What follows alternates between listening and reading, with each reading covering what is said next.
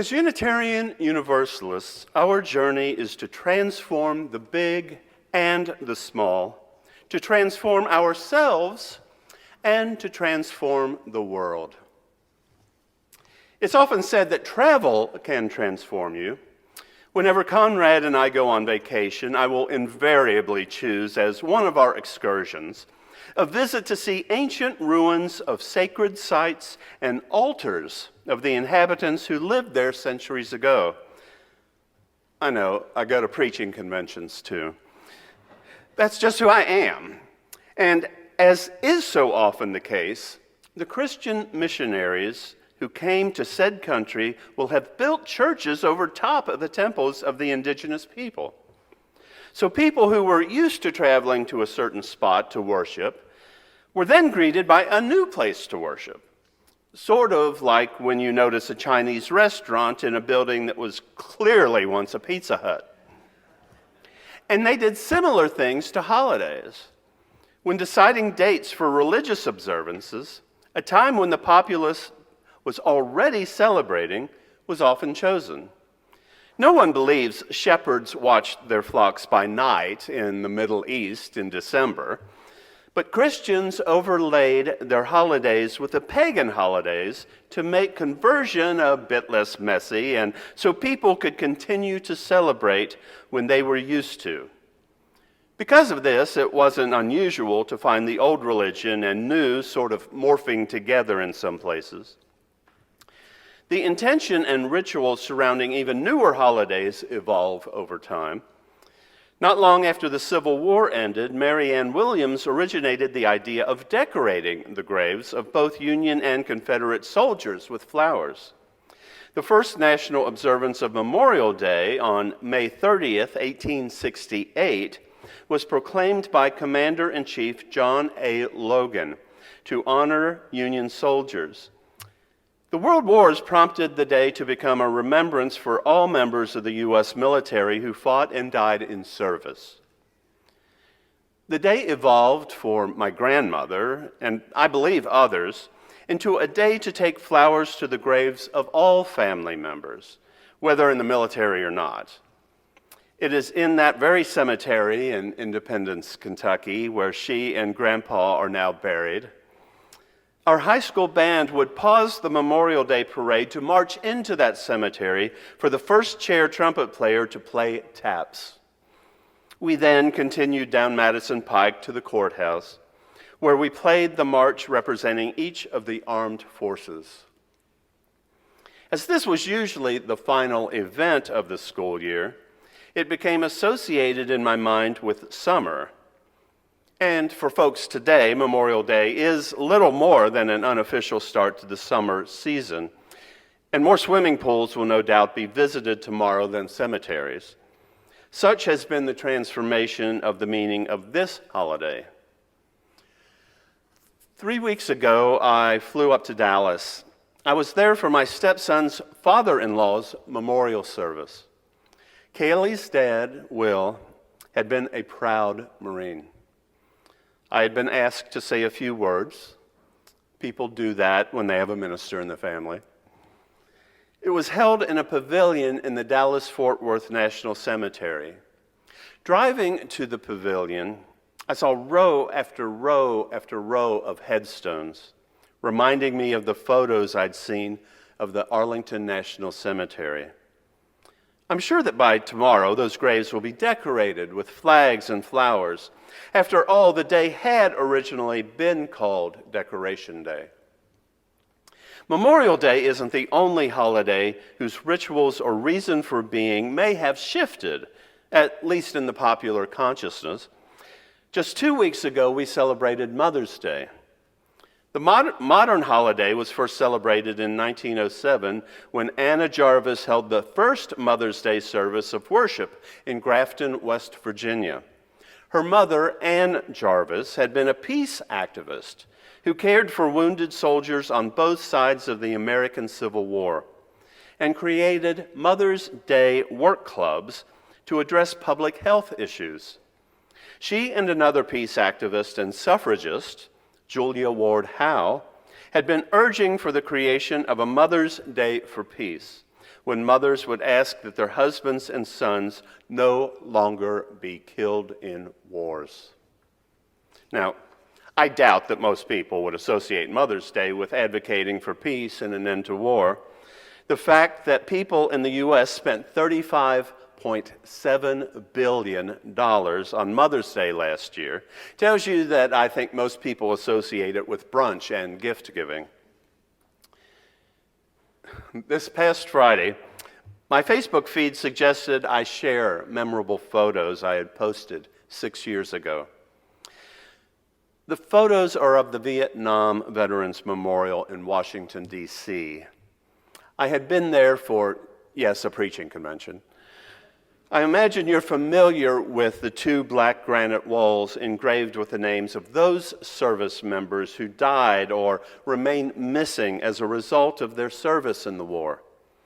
In my post, I commented on the lack of chatter and the sense of solemnity there.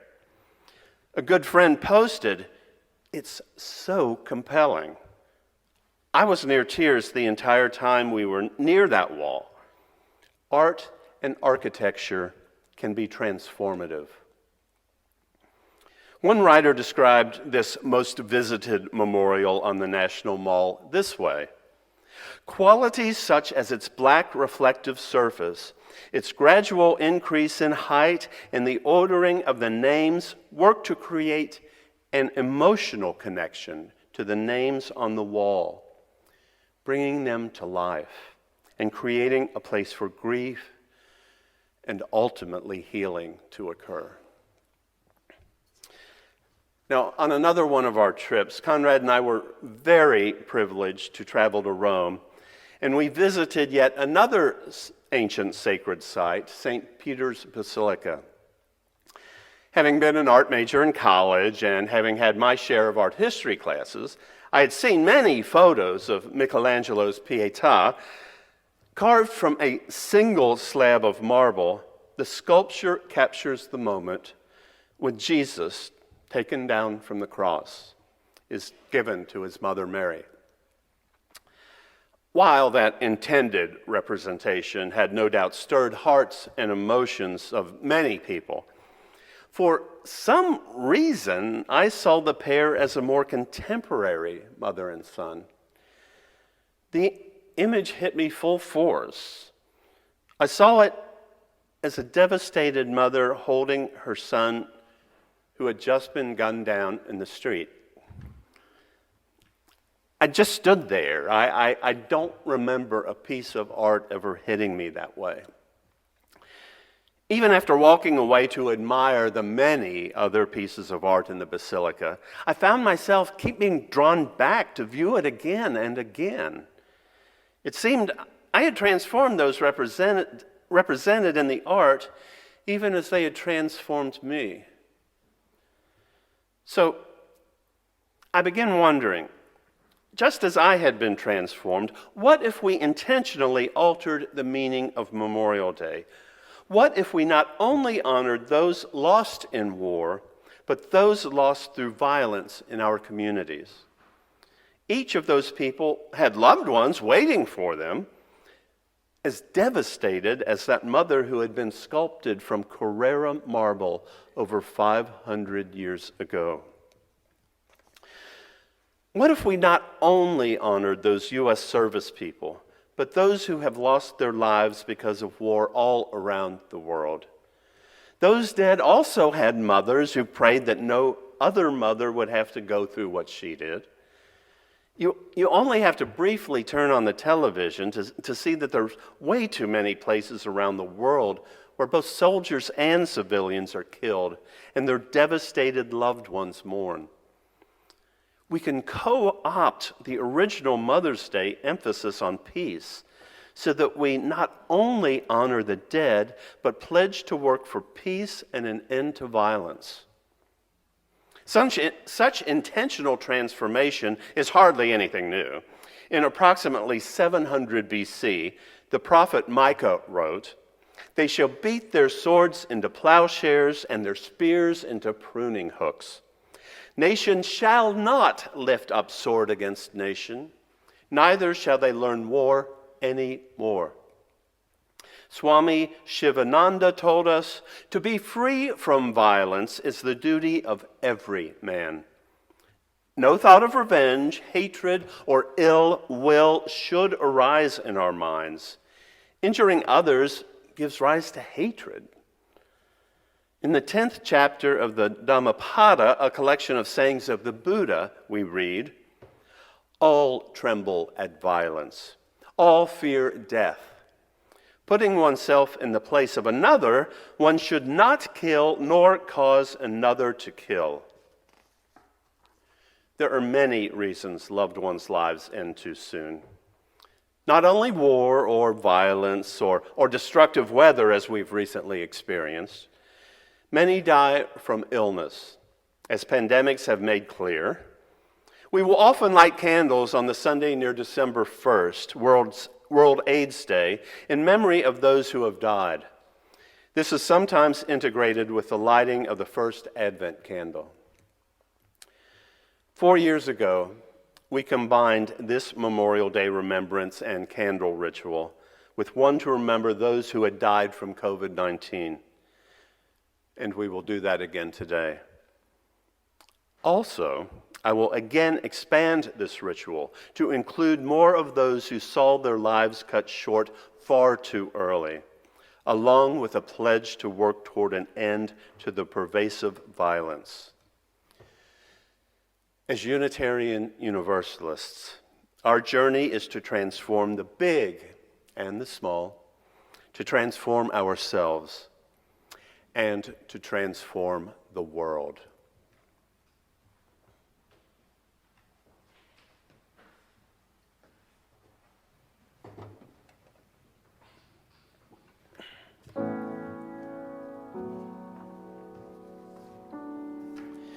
We begin by acknowledging that Memorial Day is set aside to honor and mourn the military personnel who perished while serving in the United States Armed Forces. Over 1.3 million have perished in the wars in which the U.S. has been involved. We remember them and thank them for the sacrifice they made.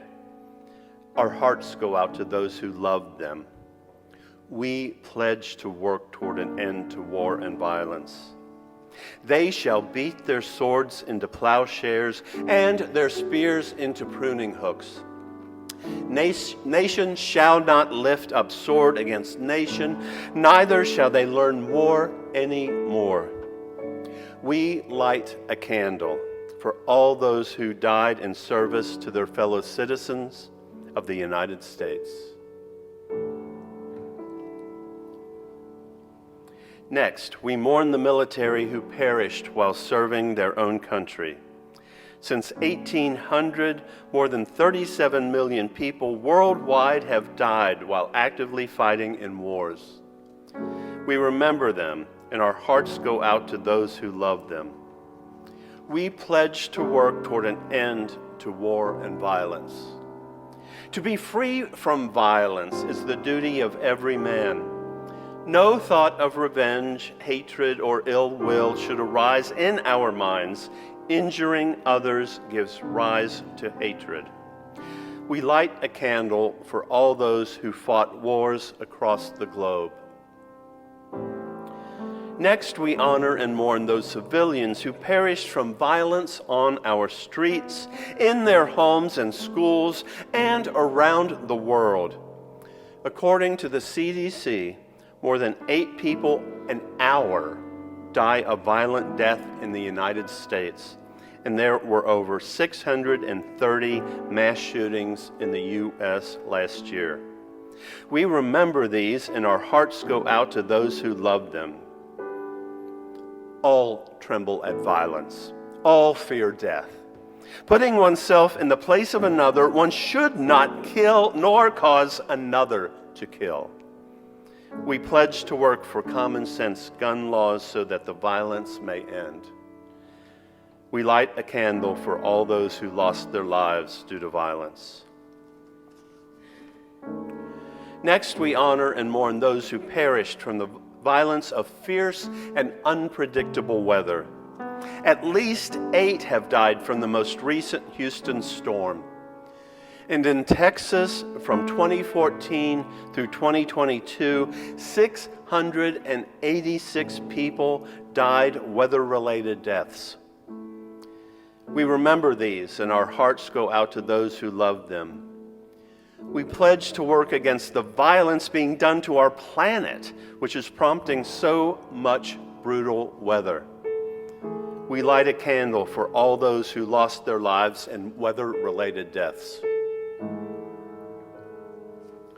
Last year, when we lit this candle, across the world there were 689 million confirmed cases of COVID-19, and more than 500,000 more deaths than the year before. Today, there are almost 705 million cases and more than 7 million deaths. We again light a large candle for all those killed by this pandemic across the world. There have been over 1.2 million deaths in the United States from the coronavirus.